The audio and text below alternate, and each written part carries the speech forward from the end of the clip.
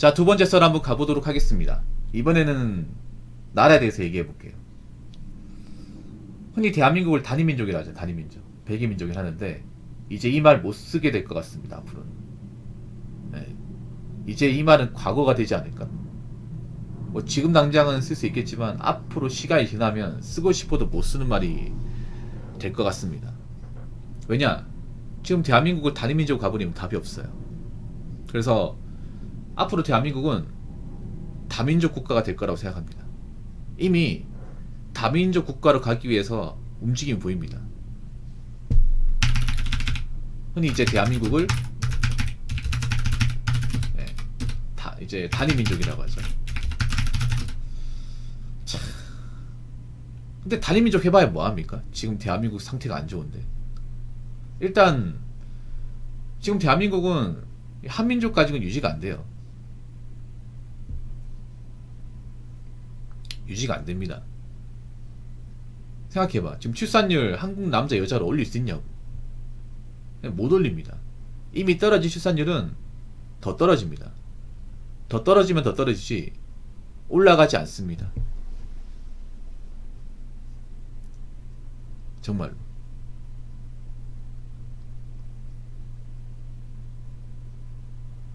그렇기 때문에 지금 한국에서 취할 수 있는 거는 외국 사람들 들어오게 해가지고 뭐 국제결혼을 늘린다거나 아니면 외국 사람들이 이제 산업 분야 3D 업종으로 들어오게 해서 어떻게든 돌리는 거.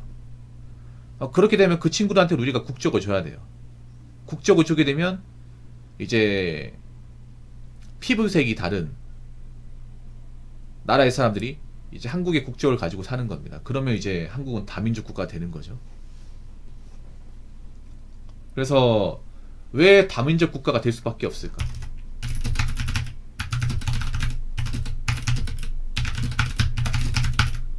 뭐 여러 가지 이유가 있는데 일단 첫 번째는 한국의 남녀만으로 이 대한민국의 미래를 책임지기는 사실상 불가능합니다.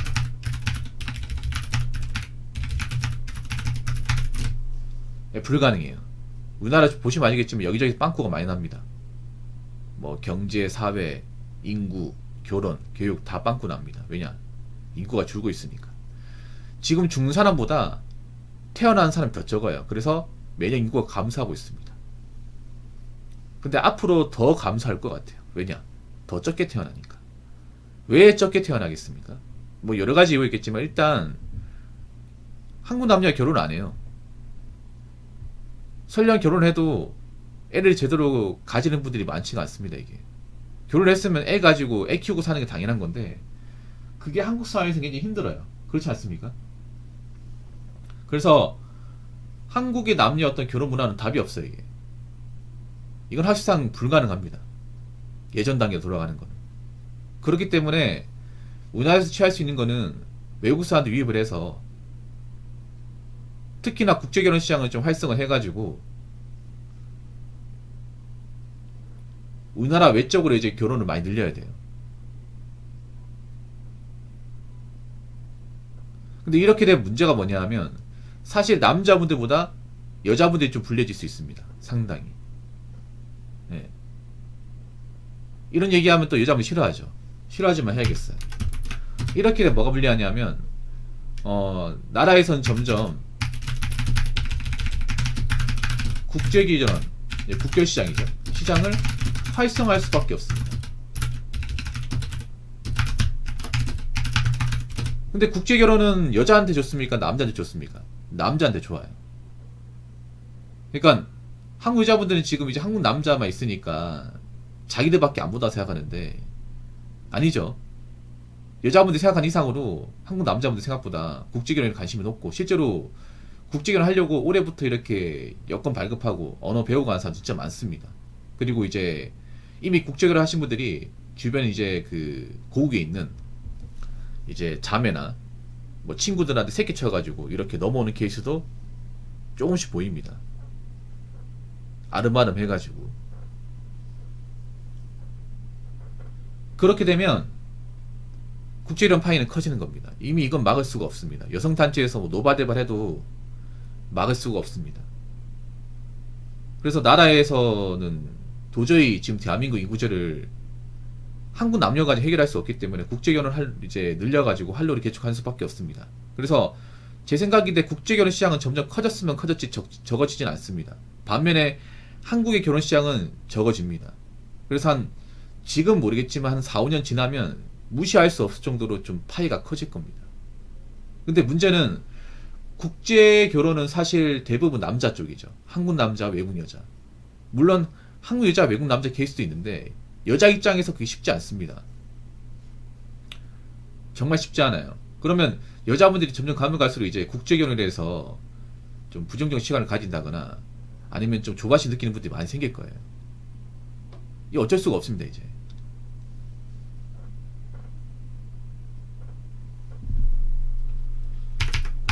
그리고 두 번째는 뭐냐면 한국에서 네, 능력 없는 네, 남녀는 철저하게 도태됩니다. 근데 남자보다는 여자 쪽이 도태될 가능성이 큽니다. 이게 아무래도 경제력과 사회적 능력이 우리나라에서 남녀 차이가 좀 월등하게 벌어지거든요. 그러니까 제가 항상 얘기하는 게 뭐냐면 결혼을 하건 안 하건 간에 능력이 있어야 된다. 돈을 모아야 된다. 이 얘기를 제가 매번 얘기하는 게 뭐냐면 앞으로 생각해봐.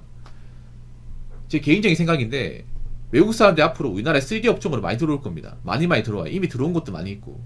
근데 이렇게 되면 문제가 뭔지 아세요? 남자들도 나이 먹어서 3D 업종 해야 되고 그러면 비집고 들어갈 자리가 없어 이게. 그거 한번 생각해야 돼요. 여자들은 말할 것도 없어 이게. 여자들은 지금부터 아마 좀 잘 안 될 겁니다. 일 구하는 게. 그러니까 제가 늘상 얘기하는 게 남자는 여자는 돈이 있어야 돼. 돈이. 여자분들 잘 들으세요. 외모 하나고 있잖아요. 뭐 이득 보고 하는 거 한때 평생 안 돼. 능력 있어야 돼. 능력. 결혼을 못 할 것 같으면 버디라도 확실하든가 돈이라도 많이 벌어놓고 해야 되는데 솔직히 말할게요. 여자분들 돈 없어요. 돈 능력 둘 다 안 돼. 돈과 능력이 같이 받쳐지는 분들 많이 없습니다. 그럼 여자들이 잘할 겁니다. 이게. 근데 문제는 앞으로 여자도 이제 돈과 능력이 있어서 결혼을 못해요. 진짜입니다. 이거는. 남자들이 어떻게 연애까진 가지만 책임을 지지 않을 거야. 그러니까 앞으로 남자들이 한국 남자들이 여자한테 뭔가 순종적이고 끝까지 책임지다 마인드를 가지는 남자들이 많지 않을 겁니다. 그러기 이전에 본인도 책임감을 뭔가 보여줘야 돼요. 내가 이만큼 한다. 내가 이만큼 뭔가 좀 내 밥그릇 역할을 한다.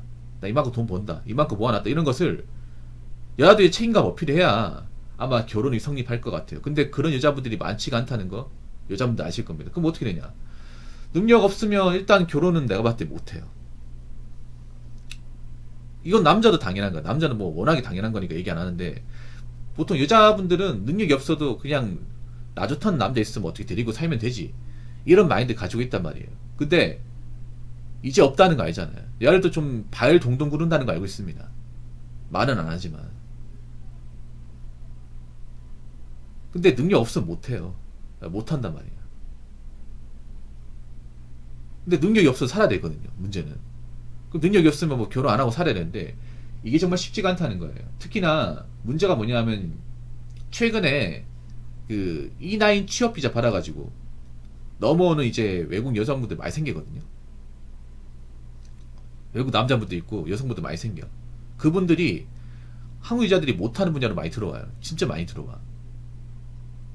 여자분들이 아셔야 되는 게 여자들도 나이 먹게 되면 힘든 일 해야 돼요. 그러니까 유체적으로 이제 몸을 쓰는 일을 해야 돼.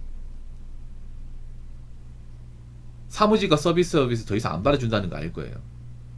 그러면 나이 먹어서 일을 해야 되는데 문제는 그런 일자리를 외국 여성분들이 들어온다는 거예요. 공장에 이제 남자분들 들어오고 있고. 그럼 나중에 어떻게 되냐면 여자분들이 공장 가서 일하고 싶어도 들어갈 수가 없어. 아니면 외국 사람과 경쟁을 해야 되는데 업무 속도나 이제 성실도에도 차이가 벌어지면 밀린다는 거예요. 이게. 고용주 입장에서 일 못하는 한국 직원 쓰는 것보다 일 잘하고 성실한 외국 여자 쓰는 게 더 나을 수 있다는 거예요. 이거 생각하셔야 돼 이게. 지금 당장 벌어지고 있는 겁니다 이거. 네. 지금 당장.